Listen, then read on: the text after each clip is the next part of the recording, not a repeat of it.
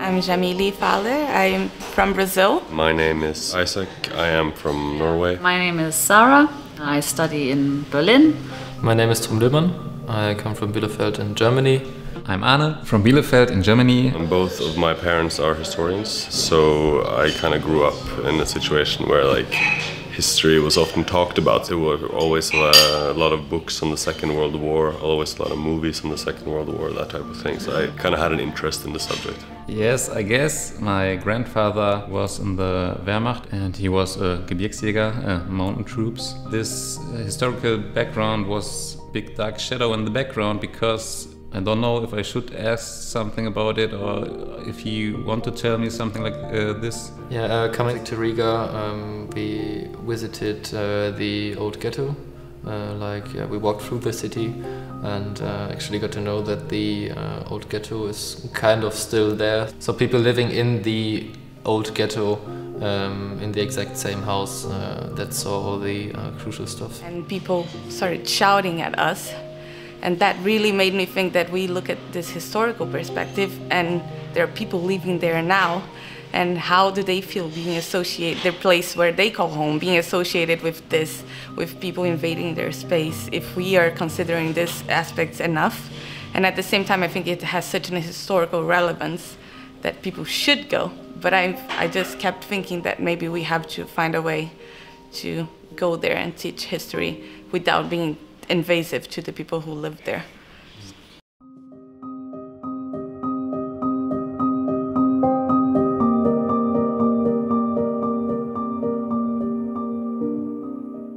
I've never been to a site of mass executions, and for me that was a whole new experience. It was really, really touching and emotional, and I mean, there were a lot of coincidences, like the train passed by when we were there, and to make all those visual connections. That's probably something that you sometimes forget. You read about it, but to go to these places and to see and then to meet somebody who was affected by it personally, I mean, that was another whole really special experience that we had the possibility to talk with Margas Westermanes. Ich bin Margas Westermanes, 1925 geboren. Ja, und wenn Sie gut rechnen können, dann bin ich schon mehr als 94 Jahre alt. Also nach 10 Kilometern mit Kindern und Gepäck in der Umwelt angekommen waren, wurden sie in ein Spalier getrieben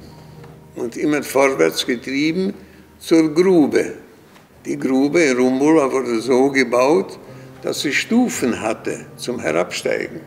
Die wurden dort heruntergetrieben und gezwungen, sich hinzulegen und dann den Genickschuss zu erwarten.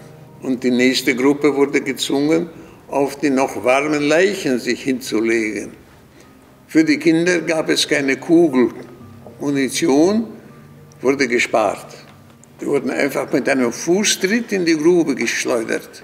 Haben Sie Fantasie genug, um sich das vorzustellen? Die Erwachsenen wurden erschossen. Die Kinder unter der Last der Leichen erstickten. Und Schicht auf Schicht mussten sich die Leute hinlegen und den Todesschuss erwarten. Diese Methode nannte sich Sardinenlegen. I think it was very, very, very powerful to go to the sites of Pikerniki Forest, mainly because it was just, you were standing exactly where it happened, and we had background information on, this mass slaughter. And I think the whole thing was just kind of overwhelming, and it really made me kind of think about what had happened there.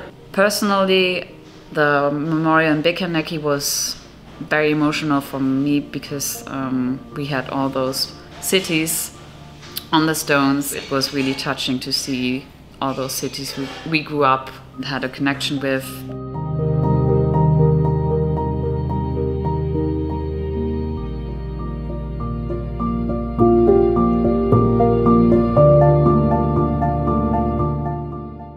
We worked in groups groups together to kind of recap all the things we saw, all the things we talked about, to kind of comprehend everything we saw. Working creatively in a group has really been, in a way, like therapeutic to make sense of the information. I think that is going to stay with me. Like, it's going to be more about not just, bad things, but also good things, like processing it. I think I learned from everyone and how people approach this topic and what they think is the most relevant part that we should focus on. I have a different perception of the war and perhaps a much greater understanding about like the atrocities themselves, but also the impact that it has had. When people see the place where Holocaust happened, then you really get into the topic and not reading through a history book, reading some numbers. I kind of found out on this trip that maybe, but I'm not sure, my grandfather's family moved from Germany to Brazil, and he was born there in 1938. So I have to do some historical check on my family to know the reason for the immigration, things like that I hadn't really thought about before this trip talking to people here.